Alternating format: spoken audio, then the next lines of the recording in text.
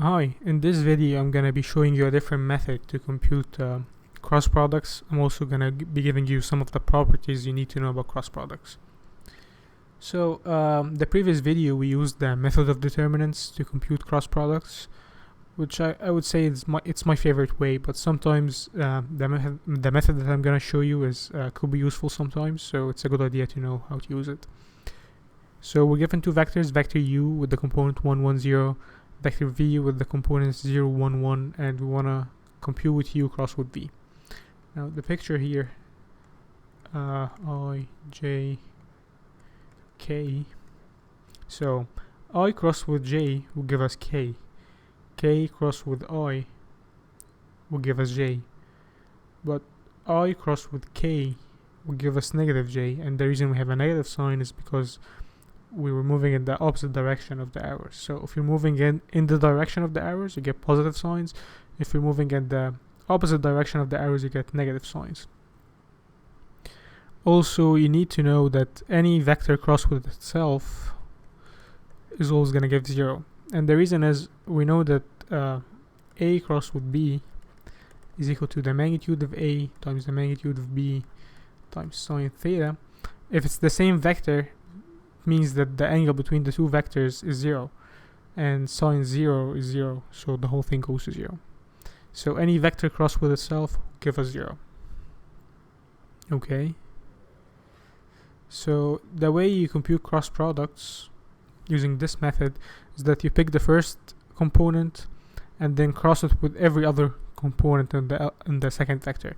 Pick the second component on the first vector and then cross it with every single component in the second vector, and so on. So this will be the I component, the j, the k, the I, the j, the k. Okay, so first I cross with I is going to give us 0, so we have 0, plus 1 times 1 is just 1, and then I cross with j will give us k. Okay, and then 1 times 1 is just 1, and I cross with k will give us negative j, because we'll be moving in the opposite direction.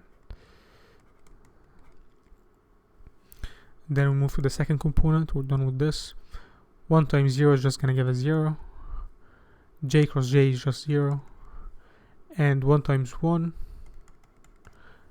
and it's j cross with k will give us I, and then plus 0 cross with everything else on the second vector is going to give us 0. So eventually you're going to get I minus j plus k, which is this vector over here. And that's u cross with v. So we can verify this answer by computing the dot product of this vector and any of these two vectors. Let's do this. So let's dot this vector with this one. 1 times 1 is just going to give us 1. Then negative 1 times 1, then plus 0, which is going to give us 0. Therefore, we got the right answer. Okay. The next thing I want to do in this video is give you some of the properties of cross products that you need to know. I would say these are the most important properties. These are the ones you need to know. The other ones, you can figure them out on your own while doing problems. And they're not that important. You're not going to be using them. Okay, so let's have them. If you have a scalar times a vector cross with a scalar times a vector, you can just take the scalars out. Okay. Now v cross with u does not equal to u cross with v, and the reason is the right hand rule. They would have the same magnitude, but they would be pointing in opposite direction. So v cross with u is equal to the negative of u cross with v, and again that's because of the right hand rule. 0 cross with any vector will give us 0, and the